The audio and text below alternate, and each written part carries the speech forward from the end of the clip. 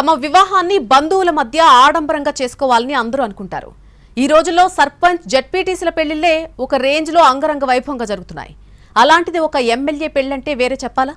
బంధువులు, మిత్రులు, పలు పార్టీల నేతలు, నియోజకవర్గ ప్రజల సందడి మధ్య ఎమ్మెల్యే పెళ్లి చాలా ఆడంబరంగా, అంగరంగ వైభవంగా జరుగుతుంది. కానీ వాటన్నిటికీ దూరంగా చాలా నిరాడంబరంగా పెళ్లి చేసుకున్నారు ఛత్తీస్గఢ్ కి చెందిన ఒక ఎమ్మెల్యే. సామూహిక వివాహ కార్యక్రమంలో ఇతర జంటలతో కలిసి పెళ్లి చేసుకున్నారు బీజేపీ ఎమ్మెల్యే దీపేష్.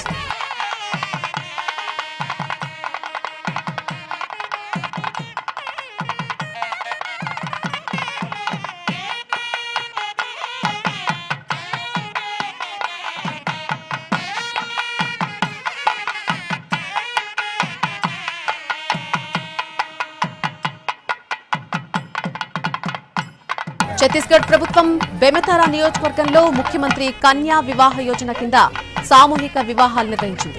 ఇదే వేదికపై 20కి పైగా పెళ్లిళ్లు జరిగాయి.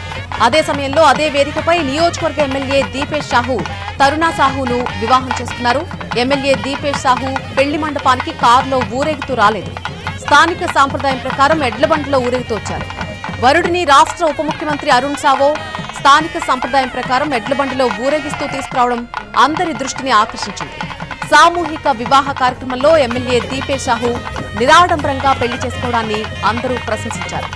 దీపేష్ నిర్ణయం అభినందనీయమన్నారు.